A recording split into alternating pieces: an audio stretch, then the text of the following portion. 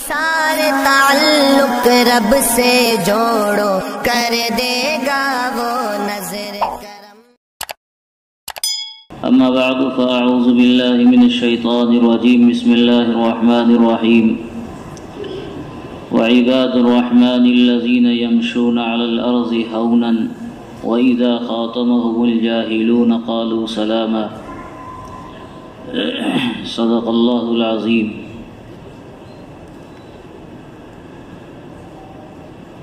اللہ رب العزت نے انسانوں کو اپنی عبادت کے لیے پیدا فرمایا ہے۔ قرآن کریم کا اعلان ہے، وَمَا خَلَقْتُ الْجِنَّ وَالْإِنسَ إِلَّا لِيَعْبُدُونَ۔ ہم نے جناتوں اور انسانوں کو اپنی عبادت کے لیے پیدا کیا۔ انسان کے لیے گویا عبدیت اور بندگی یہ انتہائی کمال کی بات ہے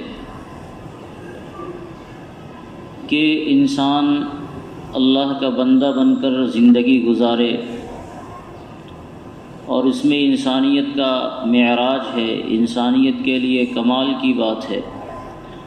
حضور علیہ الصلاۃ والسلام کو جب اللہ رب العزت نے آسمان پر بلایا تو اللہ تعالیٰ نے وہاں اس چیز کا خاص طور سے تذکرہ کیا، سبحان الذی اسری بعبدہ لیلا من المسجد الحرام۔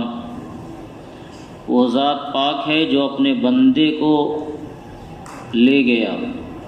اللہ کے رسول صلی اللہ علیہ وسلم کا نام نہیں لیا گیا، کوئی اور دوسری صفات بیان نہیں کی گئی، بلکہ اللہ تعالیٰ نے آقا صلی اللہ علیہ وسلم کو اپنے بندے ہونے کا خطاب دیا کہ وہ میرے بندے ہیں اور میں اپنے بندے کو آسمان پر میں نے بلایا ہے۔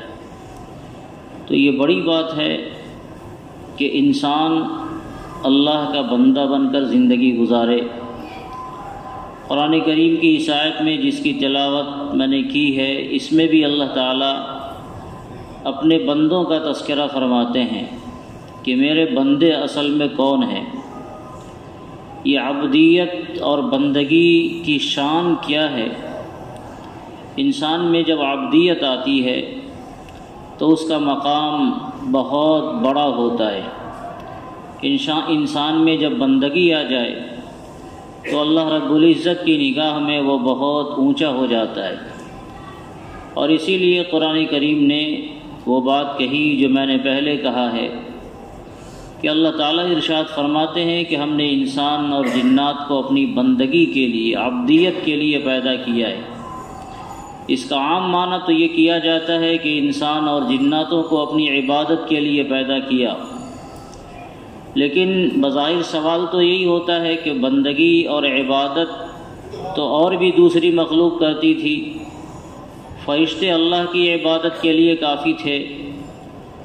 جب انسان کی تخلیق کا تذکرہ اللہ رب العزت نے حضرات ملائکہ کے سامنے کیا تو انہوں نے کہا تھا، نحن نسبح بحمدک ونقدس لک، ہم آپ کی عبادت تو کرتے ہیں، تو اگر عبادت کے لیے ہی کسی مخلوق کو بنانا ہے تو الگ سے کسی مخلوق کو بنانے کی ضرورت کیا ہے۔ لیکن اصل بندگی اور عبادت ہے کیا، اسے ہلکے انداز میں سمجھنے کی بھی ضرورت ہے۔ بندگی کا مطلب یہ ہو کہ انسان کی زندگی میں مکمل تواضع آ جائے، مکمل عاجزی آ جائے، مکمل فرما برداری آ جائے، وہ اللہ رب العزت کے ہر حکم کو مان کر چلنے والا بن جائے۔ جو آدمی اللہ رب العزت کے ہر حکم کو مان کر چلنے والا بنے گا، یہ کہا جائے گا کہ اس شخص کے اندر بندگی اور غلامی کی شان پیدا ہو گئی۔ ایک غلام ہوتا ہے جس کو عربی میں عبد کہا جاتا ہے، بندہ کہا جاتا ہے، اور ایک مزدور ہوتا ہے جس کو اجیر کہا جاتا ہے، ہم لوگ مزدور بولتے ہیں۔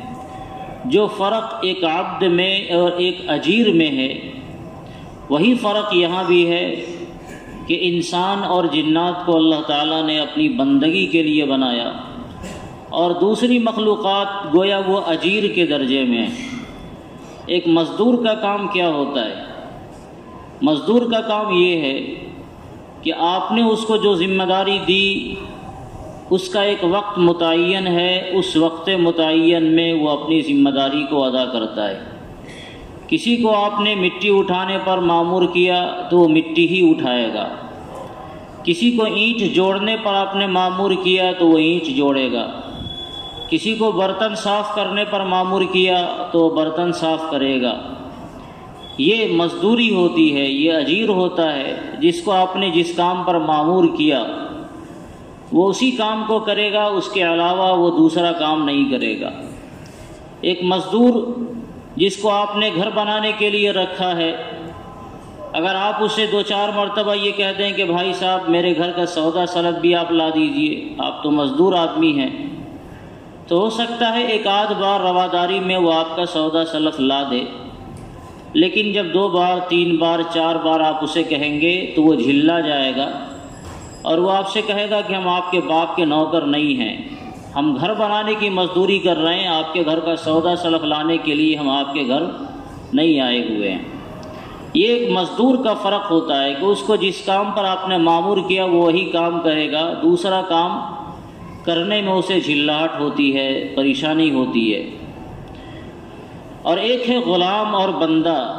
جو غلام آپ نے خریدا، آج کے زمانے میں چونکہ غلامی نہیں ہے اس لیے اس مسئلے کو ہم لوگ شاید زیادہ نہیں سمجھیں، پہلے زمانے میں غلام ہوتا تھا تو اس غلام کا کام کیا تھا؟ اس کا کوئی کام نہیں تھا، اس کا ایک کام ہے کہ آقا جو کہے بس وہ بات مانے۔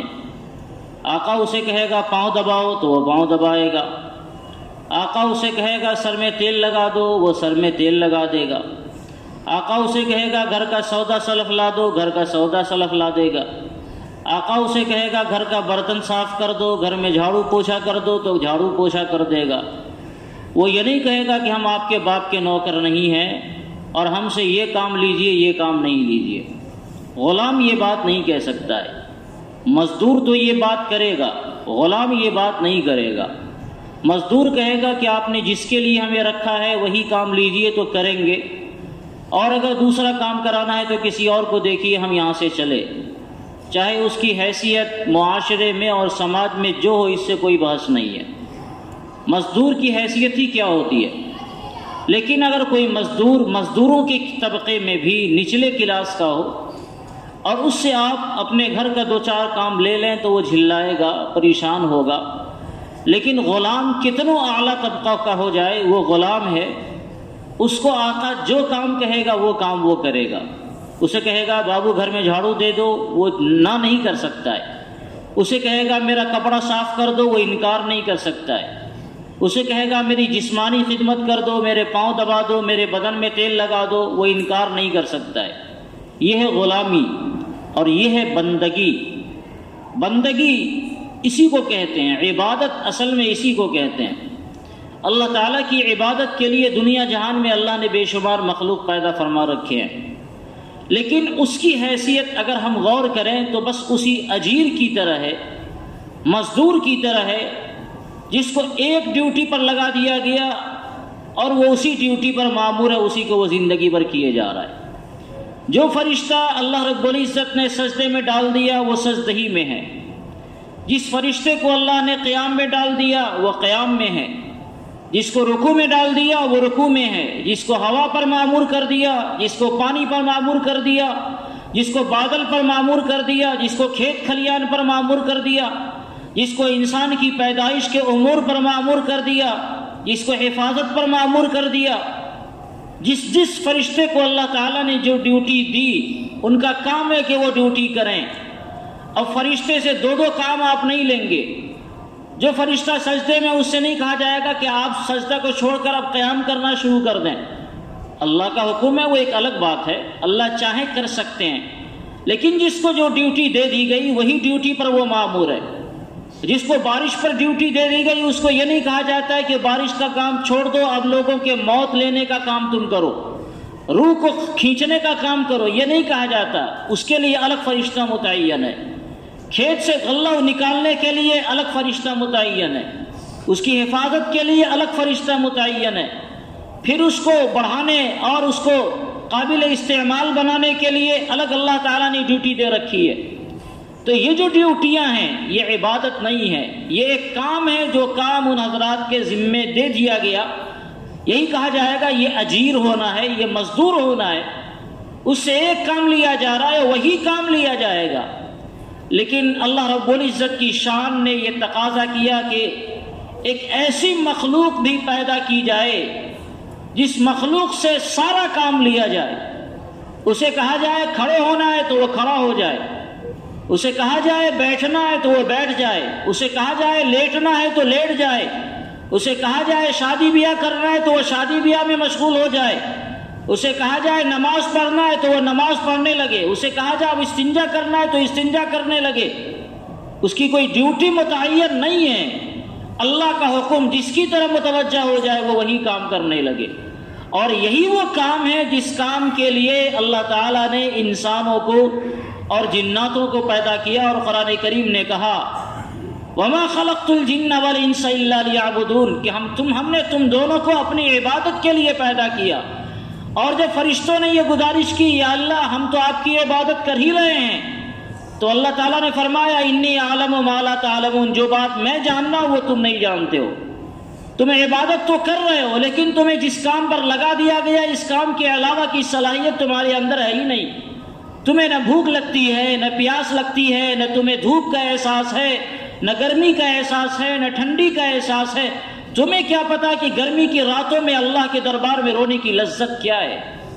تمہیں کیا پتا کہ ٹھنڈی کی کڑکڑاتی ہوئی سردیوں میں جب ساری دنیا لحافوں میں اور گرم بستروں میں آرام کر رہی ہو، اللہ کے دربار میں اٹھ کر رونے کا اور ٹھنڈے پانیوں سے وضو بنانے کا لطف کیا ہے؟ یہ تمہیں کیا پتا؟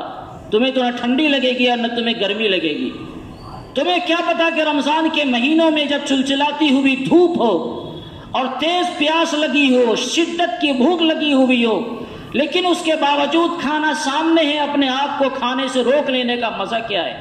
تمہیں بھوک کا احساس نہیں ہے۔ اس کے لیے ایک الگ سے مخلوق ہم پیدا کرنا چاہ رہے ہیں، اس کے لیے چاہ رہے ایسی مخلوق پیدا ہو جس کو بھوک بھی لگ رہی ہو اور پیاس بھی لگ رہی ہو اور اس کے سامنے کھانا بھی ہے اور پانی بھی ہے اور اس کی طرف اس کا نفس مائل ہو رہا ہے، دنیا کی کوئی طاقت نہیں دیکھ رہی ہے مگر اس لیے وہ رکا ہوا ہے کہ اس کا پیدا کرنے والا اسے دیکھ رہا ہے، وہ دیکھ رہا ہے جس کے لیے وہ یہ کام کر رہا ہے۔ دنیا دیکھے نہ دیکھے اس کا آقا، اس کا مولا، اس کا خالق، اس کا حاکم اور سارے جہان کا پالنہار اور پروردگار چونکہ اسے دیکھ رہا ہے، اس لیے اس ڈر سے وہ کھانے پینے سے رکا ہوا ہے۔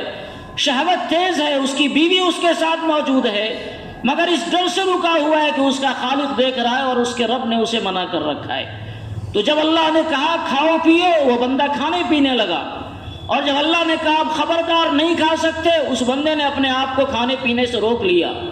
نماز کا وقت ہوا، منادی نے اذان دی، اللہ نے کہا اب میرے مسجد کی طرف دوڑو، کام دھام کو چھوڑ دو، تو اب بندہ کام دھام کو چھوڑ کر میری مسجد کی طرف دوڑ گیا۔ عین نماز کا وقت ہو گیا اور اسے استنجا کا شدید تقاضا ہو گیا۔ اب اگر وہ استنجا نہیں کرے گا تو اس کی پوری نماز استنجا بن جائے گی، پڑھے گا وہ نماز مگر وہ نماز میں ساری نماز میں استنجا کا خیال رکھے گا، اس کا پریشر بنا ہوا ہے، ایسی حالت میں اس کی نماز استنجا ہو جائے گی۔ تو اللہ نے کہا کہ نماز کا بھلے وقت ہو گیا، نماز چھوڑ دو، پہلے تم استنجا سے فراغت حاصل کرو تاکہ تمہاری استنجا نماز بن جائے، نماز استنجا نہیں بنے۔ جب تم استنجا کی ضرورت پوری کرو گے تو تمہارے اندر بے چینی ہوگی کہ وقت نکلا جا رہا ہے، ہمیں نماز پڑھنا ہے، تو رہو گے تم استنجا میں لیکن ہر وقت تمہارا دھیان نماز کی طرف رہے گا کیونکہ وہ نماز کا وقت نکلا جا رہا ہے۔ تو اللہ نے کہا کہ اپنی ان ضرورتوں کو نماز بنا لو، اپنی نماز کو استنجا نہیں بناؤ۔ تو ایسے وقت میں جب شدید تقاضا ہو، نماز کا وقت ہے، لیکن اللہ تعالیٰ نے کہہ دیا کہ نہیں اب استنجا کی ضرورت پوری کرو، پہلے اس سے فراغت حاصل کرو، تب یہ بندہ نماز کو چھوڑ دیتا ہے اور استنجا کی ضرورت پوری کرتا ہے۔ میدان جہاد میں بالکل پوری گرم بازاری کے ساتھ دشمنوں سے برسر پیکار لوگ ہیں اور نماز کا وقت ہو گیا، اب اللہ تعالیٰ نے فرما دیا کہ ابھی نماز ذرا مؤخر کر دو، پہلے دشمنوں سے نمٹ لو، بعد میں جا کر نماز کا کام کرنا ہے۔ تو اب بندہ نماز کو چھوڑ کر دشمنوں سے نمٹنے کو تیار ہے، اللہ نے کہا کہ عین میدان جنگ میں نماز کے لیے اپنی لڑائی کو روک دو، بھلے تمہاری جان کا خطرہ محسوس ہو رہا ہے۔ آدھے لوگ نماز پڑھنے لگے اور آدھے لوگ میدان جنگ میں دشمنوں سے مقابلہ کریں، تو اب یہ بندگی ہے۔ اللہ تعالیٰ نے کہا کہ نماز چھوڑ کر جہاد کرو، تو ہم جہاد کرنے لگے۔ اللہ نے کہا جہاد چھوڑ کر نماز پڑھو، تو نماز پڑھنے لگے۔ اللہ نے کہا آدھے لوگ نماز پڑھے آدھے لوگ جہاد کریں، تو ایسا ہی کرنے لگے۔ یہ ہے بندگی کی شان، یہ ہے عبدیت۔ اور انسان اللہ کا عبد ہے، عبد اللہ ہے، عباد اللہ ہے، اللہ کا بندہ ہے۔ تو بندے ہونے کا مطلب یہ ہے کہ اس کی شان ایسی ہو کہ اس کا کوئی کام نہیں ہے اور اس کا سب کام ہے۔ کوئی اس کا کام نہیں ہے۔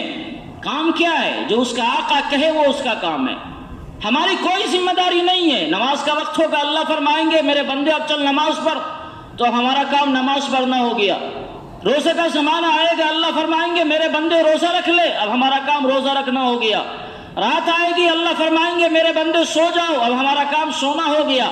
بال بچے ہیں، اللہ تعالیٰ فرمائیں گے میرے بندے اپنے بال بچوں کے ساتھ ذرا دل لگی کر لو، اب ہمارا کام یہی ہو گیا۔ بھوک لگی، اللہ فرمائیں گے میرے بندے کھانے کھا لو، تب ہمارا کام یہی ہو گیا۔ ہمارا کوئی کام نہیں ہے، میرا آقا جو کہہ دے وہی ہمارا کام ہے۔ اگر وہ کہے کہ بھر دن سوئے رہو تو سوئے رہنا ہے۔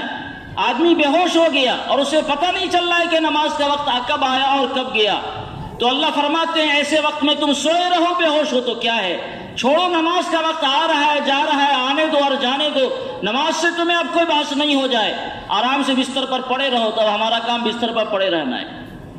تو یہ ہے عبدیت کی شان۔ ایسی مخلوق اللہ تعالیٰ پیدا کرنا چاہ رہے تھے جس مخلوق کو جب جو کام دیا جائے بندہ وہ کام کرنے لگے۔ یہ نہیں کہ ایک کام ہم کر رہے ہیں یا اللہ دوسرا کام ہم سے نہیں ہوگا، ہم بہت مخلوق کی خدمت کر رہے ہیں، خدمت خلق کے لیے ہم کو چھوڑ دیجئے اور نماز معاف کر دیجئے، تو اللہ تعالیٰ فرمائیں گے یہ نہیں ہوگا۔ ٹھیک ہے خدمت خلق کرتے ہو، لیکن جب نماز کا وقت آئے گا تو ساری خدمت چھوڑ کر میرے دربار میں آنا ہے۔ کھانے پلانے کا موقع ہے، لیکن اللہ تعالیٰ کہیں گے کھانے پلانے کا موقع ہے لیکن اب بھوکا رہنے کا وقت آ گیا، تو کھانا سامنے آدمی بھوکا رہے گا۔ یہ عبدیت کی شان ہے اور اسی کا نام عبد ہے۔ اور اللہ نے جو مخلوق پیدا فرمائی عبادت کے لیے، اس کا مطلب یہی ہے کہ ایسی مخلوق جس کو جو کام جب دیا جائے وہ کام وہ کرے۔ اور اسی عبدیت کو کی صفات کو اللہ تعالیٰ نے ان آیتوں کے اندر بڑی تفصیل سے بیان کیا، چونکہ اس کا ایک کام نہیں کئی کام ہیں، تو قرآن کریم نے مختلف مقامات پر مختلف صفات بیان فرمائی۔ ایمان والوں کے یہ صفات ہیں، ایمان والوں کے یہ صفات ہیں، ایمان والوں کو یہ کام کرنا ہے، ایمان والوں کو یہ کام نہیں کرنا ہے۔ یہ ایک لمبا رکوع ہے جس کے اندر اللہ رب العزت نے ایمان والوں کے مختلف صفات کو بیان فرمایا۔ عباد الرحمن کون ہیں؟ عباد الرحمن کون ہیں؟ وہ کون لوگ ہیں جن کو اللہ تعالیٰ اپنا بندہ کہہ رہا ہے؟ قرآن کریم نے کہا اگر اسے جاننا ہو تو اس کی صفات سے جانو وہ کون لوگ ہیں۔ اور سب سے پہلے اس کا تذکرہ کرتے ہوئے اللہ تعالیٰ نے یہ ارشاد فرمایا وَعِبَادُ الرَّحْمَنِ الَّذِينَ يَمْشُونَ عَلَى الْأَرْضِ هَوْنًا، اللہ کے بندے جن کو اللہ اپنی طرف منسوب کر رہا ہے وہ میرے بندے ہیں، وہ رحمان کے بندے ہیں۔ ان کی بڑی بڑی صفات ہو سکتی ہیں، لیکن اللہ تعالیٰ نے یہاں یہ نہیں فرمایا کہ میرے بندے وہ ہیں جو راتوں میں میری عبادت خوب کرتے ہیں اور راتوں میں میرے سامنے روتے ہیں۔ یہاں قرآن کریم نے اس کا تذکرہ کرتے ہوئے جو سب سے پہلی صفت گنایا وہ صفت یہ ہے عباد الرحمن الذین یمشون علی الارض ہونا، میرے بندے وہ ہیں جو زمین پر انتہائی نرمی کے ساتھ چلتے ہیں، تواضع کے ساتھ چلتے ہیں۔ یہ تواضع کی صفت عباد الرحمن کی سب سے پہلی صفت اللہ رب العزت نے بیان فرمائی کہ اللہ کے جو خاص بندے ہوتے ہیں تکبر نام کو ان کی زندگی میں نہیں ہوتا ہے، ان کی زندگی میں تواضع ہوتی ہے، عاجزی ہوتی ہے، مسکنت ہوتی ہے، فروتنی ہوتی ہے۔ اپنے آپ کو ہمیشہ لوگوں سے کمتر سمجھتے ہیں، کسی سے اپنے آپ کو بڑا نہیں سمجھتے۔ ایسے لوگ اللہ رب العزت کے خاص بندے ہیں، اور ایسے لوگ وہ ہیں جن کو یہ کہنے کا حق ہے کہ واقعی ہم اللہ کے بندے ہیں۔ تواضع اور مسکنت یہ وہ صفت ہے جس کی بنیاد پر اللہ رب العزت بے پناہ نوازتا ہے۔ روایت میں آتا ہے اللہ کے رسول صلی اللہ علیہ وسلم نے ارشاد فرمایا من تواضع للہ رفعہ اللہ، جب آدمی اللہ کے لیے تواضع اختیار کرتا ہے، دنیا کو دکھلانا مقصود نہیں ہے، دنیا یہ نہ کہے کہ یہ بندہ متواضع ہے. کیوں تواضع اختیار کر رہا ہے؟ کیوں دوسروں کے سامنے اپنے آپ کو جھکا کر پیش کر رہا ہے؟ کیوں ہر ایک کے سامنے وہ دبا دبا سے رہتا ہے؟ کیونکہ میرا خدا اس بات کا حکم دے رہا ہے اور اللہ کے حکم کی وجہ سے میں اپنے آپ کو جھکاتا ہوں. تو جو آدمی اللہ رب العزت کے لیے تواضع اختیار کرتا ہے، اللہ تعالیٰ ارشاد فرماتے ہیں، حضور علیہ السلام ارشاد فرماتے ہیں کہ اللہ تعالیٰ اسے اور بڑھاتے ہیں. آپ نے گیند دیکھا ہوگا، گیند کو جتنے زور سے زمین پر دباؤ گے وہ اتنا ہی اونچا اٹھے گا. انسان جب اللہ کے لیے جتنا زیادہ پستی اختیار کرتا ہے، وہ گیند کی فطرت ہے کہ اللہ تعالیٰ اسے اتنا ہی زیادہ اونچا اٹھاتے ہیں. طائف کے موقع سے آپ نے دیکھا کہ دنیا والوں نے حضور علیہ السلام کو انتہائی ظلم کیا، گویا دبایا، جتنا دبایا اللہ رب العزت نے کتنا اٹھایا. طائف کے بعد ہی معراج کا واقعہ پیش آیا ہے. اتنا اٹھایا کہ ساتوں آسمان سے اوپر اللہ تعالیٰ لے گئے اور بتایا اللہ تعالیٰ نے کہ تم کسی کو دباؤ گے تو اللہ تعالیٰ اسے اٹھائیں گے. کوئی اللہ کے لیے دب جائے اللہ تعالیٰ اسے اٹھا دیتے ہیں. اور ایسے لوگوں کو اللہ رب العزت اپنی نگاہ میں تو حقیر بنا کے رکھتے ہیں، مگر دنیا والوں کی نگاہوں میں اسے بڑا بنا دیتے ہیں. جو آدمی تواضع اختیار کرے، ایسے لوگ اپنی نگاہوں میں تو یقیناً ذلیل ہوتے ہیں، چھوٹے ہوتے ہیں، کمتر ہوتے ہیں. وہ بندہ سمجھتا ہے میں کسی لائق نہیں ہوں. اگر اسے کچھ مل گیا تو وہ اللہ کا انعام سمجھتا ہے، نہیں ملا تو سمجھتا ہے میں اسی لائق ہوں. میں کون سا لائق تھا جس کی وجہ سے میرا کوئی اکرام کیا جاتا؟ تو وہ تواضع کی وجہ سے اپنے آپ کو تو کمتر سمجھتا ہے. لیکن جب آدمی اللہ کے لیے تواضع اختیار کرتا ہے تو اللہ تعالیٰ دنیا والوں کی نگاہوں میں اسے بڑا بناتے ہیں اور دنیا والے سمجھتے ہیں کہ یہ بندہ بڑا آدمی ہے. اور اس کے برخلاف اسی روایت کا حصہ ہے جو آدمی تکبر اختیار کرتا ہے، اپنے آپ کو کچھ سمجھتا ہے میں ہوں، میرے پاس علم کی دولت ہے، میرے پاس مال کی دولت ہے، جائیداد کی دولت ہے، میرے پاس رتبہ ہے، میں بڑا ہوں، اور دوسروں کے سامنے اپنے آپ کو بڑا بنا کر پیش کرتا ہے. لوگوں کی میرے سامنے کیا حیثیت، تم مجھے پہچانتے نہیں، میں کون ہوں. تو جب آدمی تکبر اختیار کرتا ہے تو آقا صلی اللہ علیہ وسلم نے ارشاد فرمایا کہ اللہ رب العزت اس بندے کو ذلیل فرما دیتے ہیں. یہ بندہ اپنی نگاہ میں تو بڑا ہوتا ہے مگر لوگوں کی نگاہوں میں اتنا زیادہ ذلیل ہو جاتا ہے کہ بعض اوقات سور اور کتے سے زیادہ انسانوں کی نگاہوں میں وہ بندہ ذلیل ہوتا ہے. وہ سمجھتا تو ہے کہ ہم بڑے ہیں مگر دنیا یہ سمجھ رہی ہوتی ہے کہ یہ کتے سے بھی زیادہ برا ہے، یہ بندہ سور سے بھی زیادہ برا ہو گیا ہے، لیکن اپنے آپ میں وہ بڑا سمجھتا ہے. تواضع کی ضد تکبر ہے. انسان میں جب تواضع آئے گی تو تکبر کا خاتمہ ہوتا ہے، اور جب تکبر آئے گا تو تواضع اس کے اندر سے رخصت ہو جایا کرتی ہے. اور یہ وہ صفت ہے جس کی نہ صرف تعلیم جناب رسول اللہ صلی اللہ علیہ وسلم نے دی بلکہ آپ نے ہمیشہ تواضع کی صفت کو اختیار کر کے امت کو دکھلایا. صحابہ کرام کا پورا طبقہ، ایک ایک فرد اس کی زندگی میں آپ جائیں گے اور جھانکیں گے، جائزہ لیں گے تو آپ کو یقین نہیں آئے گا کہ صحابہ کرام کس طرح تواضع اختیار کرتے تھے. بڑے بڑے صحابی، اور بڑے بڑے صحابی سے ہماری مراد اللہ کے رسول صلی اللہ علیہ وسلم کے جو خاص صحابہ ہیں، حضرت صدیق اکبر رضی اللہ تعالیٰ عنہ، عمر فاروق، حضرت عثمان غنی، حضرت علی مرتضیٰ، یہ حضرات جو خلفائے اربعہ کہلائے جاتے ہیں اور جو امیر المومنین بنائے گئے. امیر المومنین اور بادشاہ وقت ہونے کے باوجود بھی ان کی تواضع کا یہ حال تھا کہ حضرت صدیق اکبر رضی اللہ تعالیٰ عنہ امیر المومنین ہونے سے پہلے محلے کی خاتون کا، ایسے لوگوں کا جو کمزور ہوا کرتے تھے، ان کی بکری کا دودھ دوتے تھے. اتنا چھوٹا کام، لیکن یہ وہ شخص کر رہا ہے جن کو اللہ کے رسول صلی اللہ علیہ وسلم نے دنیا میں جنت کی بشارت سنائی ہوئی ہے، جو امت میں سب سے پہلا فرد ہے جو اللہ رب العزت نے جن کو نبوت کے بعد سب سے اعلیٰ مقام عطا فرما رکھا ہے.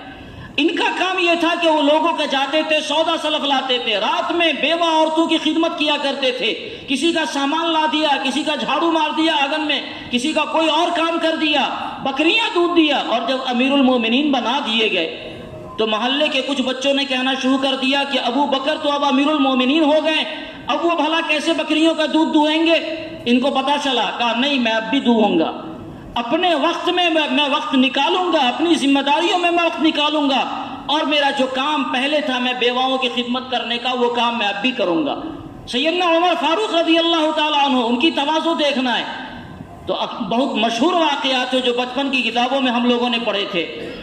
کہ بیوہ کو جب پیٹ میں درد ہوا، درد ذیل ہوا، کسی خاتون کو، بیوہ کہہ رہا ہوں، کسی خاتون کو جب درد ذیل ہوا تو اس کا سامان خود اپنے کندھوں پر لاد کر وہ جنگل میں لے گئے، اور پھر وہاں اس کا انتظام کیا گیا۔ بچے کی ولادت ہو گئی اور سارا سامان بیوی کو لے گئے، خود گئے۔ راتوں میں گشت کیا کرتے تھے، رات میں گشت کرتے تھے، اور کہیں معلوم ہوا کوئی مسافر ہے تو اس کی ضرورت کا سامان آتے تھے بیت المال میں اور اپنے کندھے پر، حالانکہ خادم کہتا لائیے حضرت میں اٹھا لوں، تو قیامت میں مجھ سے پوچھ ہوگی، تم سے تو پوچھ نہیں ہوگی، اس لیے میں اٹھاؤں گا اسے۔ امیر المومنین ہیں اور بوریاں اپنے کندھوں پر لاد لاد کر لے جا رہے ہیں۔ ایک مرتبہ ملک شام گئے، ملک شام میں جانا ہوا تو ایک نہر کو پار کرنا تھا، حضرت عبیدہ بن الجراح رضی اللہ تعالیٰ عنہ ساتھ تھے۔ نہر کو پار کرنے کا جب وقت آیا، اونٹ سے اترے، اپنی جوتی اتاری، ہاتھ میں لیا، اونٹ کی نکیل پکڑی اور آرام سے نکل کے پار ہو گئے تو حضرت عبیدہ بن الجراح نے دیکھ کر بڑا تعجب کیا، امیر المومنین یہ کام آپ نے کر دیا۔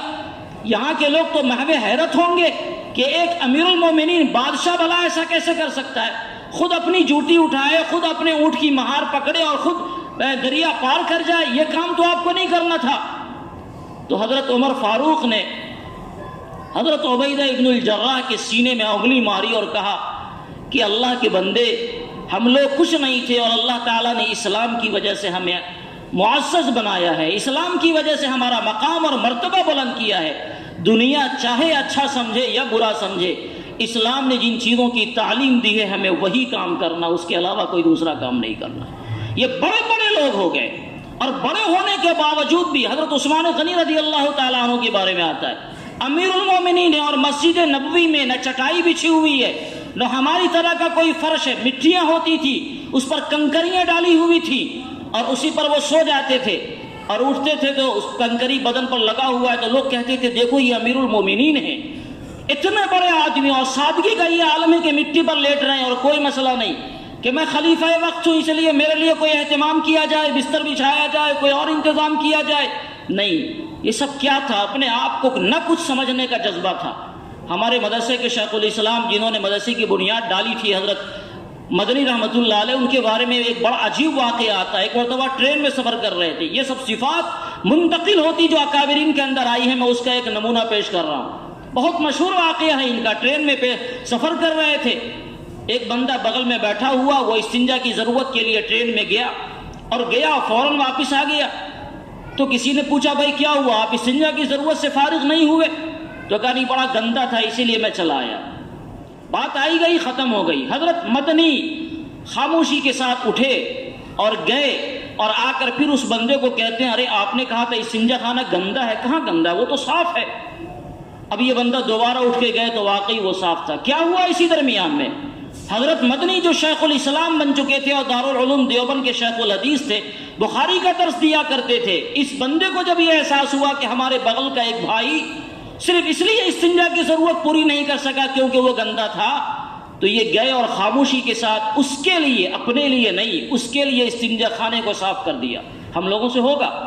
نہیں ہو سکتا ہے۔ ہم لوگ صرف یہی کہتے ہیں بڑے متواضع ہیں، بڑا تواضع ہمارے اندر ہے، اور جب کام کرنے کا وقت آئے گا یا آپ کو جب کوئی کہہ دے گا کہ ہاں واقعی آپ بڑے متواضع ہیں، انسان تواضع میں کہتا ہے ارے میں کیا، میں سراپا حقیر فقیر نالائق ہوں، یہ ہوں، اور سامنے والا آپ کو کہہ دے واقعی آپ بڑے نالائق ہیں، تو انسان تلملا جاتا ہے۔ اس کا مطلب جو بول رہے تھے ہم، وہ صرف زبان کا بولتا، ہمارے دل میں یہ بات نہیں تھی۔ انسان اپنے دل سے اپنے آپ کو متواضع نہیں سمجھتا ہے، تواضع کے الفاظ زبان سے تو نکال دیتا ہے۔ ہمارے صحابہ کرام رضوان اللہ تعالی علیہ مجمعین میں یا اکابرین میں جو تواضع کے مظاہر نظر آتے تھے، وہ واقعی دل سے وہ تواضع اختیار کرتے تھے۔ آپ کو کرسی پر بیٹھنا چاہیے تھا، کہیں آپ آئے کرسی پر بیٹھنا تھا اور آپ تواضع میں زمین پر بیٹھ گئے، یہ کیا ہے؟ تواضع ہے۔ میں تواضع کو سمجھانا چاہ رہا ہوں کہ تواضع ہے کیا، یہ تواضع ہے۔ آپ کے ذہن میں یہ بات تھی کہ مجھے تو کرسی پر بیٹھنا چاہیے، میں بڑا عالم ہوں، گاؤں کا بڑا ذمہ دار ہوں، بڑا رتبہ والا ہوں، بڑا عہدہ والا ہوں، مجھے کرسی پر بیٹھنا چاہیے اور میں زمین پر بیٹھ گیا۔ تو ہمارے ایک بزرگ حکیم الامت حضرت مولانا اشرف علی تھانوی رحمۃ اللہ علیہ فرماتے ہیں کہ اس کا مطلب یہ ہے کہ اس بندے میں ابھی بھی تکبر موجود ہے۔ یہ تواضع نہیں ہے کہ مجھے کرسی پر بیٹھنا چاہیے میں زمین پر بیٹھ گیا، تواضع یہ ہے کہ میں تو زمین کے لائق بھی نہیں تھا، اللہ کا کرم ہے کہ اللہ نے یہ زمین تو کم سے کم دیا مجھے بیٹھنے کے لیے، میں اس لائق نہیں تھا کہ میں زمین پر بیٹھوں، کرسی تو میرے لائق سے بہت اوپر ہے، زمین کے لائق بھی نہیں تھا، مگر زمین پر بیٹھا کر میرا اعزاز کیا گیا۔ ایک نوجوان بزرگ ایک مرتبہ اس کا واقعہ ہے، ایک مسجد میں گیا، وہاں رہنے لگا، امام صاحب سے اور دوسرے لوگوں سے مستقل اس کی ملاقاتیں رہیں۔ ایک مرتبہ امام صاحب نے کہا کہ آپ رہتے ہیں، ذرا مسجد میں گندگی رہتی ہے، اسے صاف واف کر دیا کرے۔ روزانہ کھاتا پیتا تھا، اور جب یہ جملہ کہا تو وہ مسجد سے غائب ہو گیا۔ امام صاحب کو بھی بڑا تعجب ہوا، یہ عجیب نوجوان تھا، نیک اتنا تھا، کھاتا پیتا تھا، سارا کام کرتا تھا۔ ایک بار ہم نے کہا جھاڑو لگانے کے لیے تو مسجد ہی چھوڑ کے چلا گیا۔ کئی دنوں کے بعد اسے کہیں پر ملاقات ہوئی تو اس نے نوجوان کو متنبہ کیا کہ بھائی آپ عجیب آدمی ہیں، صرف آپ کو جھاڑو لگانے تو کہا تھا، مسجد میں جھاڑو واڑو لگا دیتے، آپ کا بھی ثواب بڑھ جاتا، کون سا بڑا مسئلہ تھا اس میں؟ آپ کو کہا گندگی صاف کرنے اور مسجد ہی سے آپ نکل گئے۔ تو اس بندے نے جواب دیا، اور بڑا عجیب جواب دیا۔ اس بندے نے یہ کہا کہ پوری مسجد میں مجھے اپنے سے زیادہ کوئی گندا نظر نہیں آیا، اپنی ذات سے پوری مسجد میں مجھے کوئی گندا نظر نہیں آیا۔ تو آپ نے کہا مسجد سے گندگی وغیرہ صاف کر دیا کرو، تو میں نے مسجد کو صاف کر دیا۔ یہ ہے تواضع۔ انسان اپنے آپ کو واقعی کم سمجھے، یہ سمجھے کہ میری کوئی حیثیت نہیں ہے، اگر اس کو کچھ ملا تو اللہ کا کرم ہے، یا اللہ میں اس لائق نہیں تھا، آپ نے دیا، یہ صحت ہماری ہم اس لائق نہیں تھے، آپ کا یہ کرم ہے، یہ علم ہمارا اس لائق ہم نہیں تھے، یہ آپ کا فضل ہے، یہ ہماری ذہانت، یہ ہمارا کوئی دخل نہیں ہے، یہ آپ کا کرم ہے، یہ مال و دولت، یہ اولاد، یہ جائیداد، یہ بینک بنگلے، یہ سب ہمارے اس لائق نہیں تھے، یہ آپ کا فضل ہے، آپ نے دیا۔ تو انسان جب یہ تصور اپنے ذہن و دماغ میں بٹھاتا ہے تو واقعی وہ دنیا والوں کے سامنے اپنے آپ کو حقیر اور ذلیل سمجھتا ہے۔ ایک مرتبہ ایک بزرگ کے سامنے ایک کتا آ گیا اور یہ تذکرہ چل پڑا کہ بہتر کون ہے، تم بہتر یا میں بہتر؟ وہ عجیب سا واقعہ ہے۔ ہوا یہ کہ ایک پگڈنڈی تھی، اسی پر ایک کتا ادھر سے آ رہا تھا، دونوں طرف پانی، نالا گندا، اور ایک وہ درخت کا وہ گرا ہوا تھا، وہی پگڈنڈی بنی ہوئی تھی، اسی پر سے پار ہونا تھا۔ ادھر سے کتا آ گیا، ادھر سے یہ صاحب جا رہا ہے۔ اب دونوں کا آپس میں ٹکراؤ ہو گیا، نہ یہ پیچھے ہٹنے کو تیار نہ وہ پیچھے ہٹنے کو تیار۔ کوئی ایک سائیڈ ہو، کسی ایک کو پیچھے ہٹنا ہوگا تبھی وہ نالا پار ہو پائے گا۔ تو انہوں نے کتے سے کہا، زبان حال سے کہا، جیسے کہا، اللہ جانتا کوئی بڑا مسئلہ نہیں ہے یہ سب۔ کتے سے کہا کہ تم ذرا پیچھے ہٹ جاؤ تاکہ میں پار ہو جاؤں، نہیں تو مجھے گندگی لگ جائے گی، اگر میں سائیڈ ہو کے گیا تو تمہارے بدن سے چپکوں گا تو بھی نجاست لگے گی، اور اگر پاؤں کو میں نالے میں ڈال دوں تو بھی گندگی لگ جائے گی، اور اگر تمہیں گندگی لگ جاتی ہے تو کوئی بڑا مسئلہ تو نہیں ہے، تم ہی اتر جاؤ نالے کے اندر۔ تو کتے نے اپنی زبان حال میں جواب دیا، چاہے وہ جواب کتے نے دیا ہو یا اللہ تعالیٰ نے اس کے دل میں کتے کا جواب ڈالا ہو کہ کتا یہ کہہ رہا ہے۔ آدمی ہوتا ہے جواب، اور سوال جواب تو ہوتا ہے نہیں، افسانے تو ہوتے، تو جواب اس کے دل میں یہ آیا، یا کتے نے یہ جواب دیا کہ اگر میں نالے میں اتر گیا اور آپ نکل جائیں گے تو آپ تو یقینی طور پر ظاہری گندگی سے بچ جائیں گے، مگر آپ کا دل گندا ہو جائے گا کہ میں کتے سے بہتر ہوں۔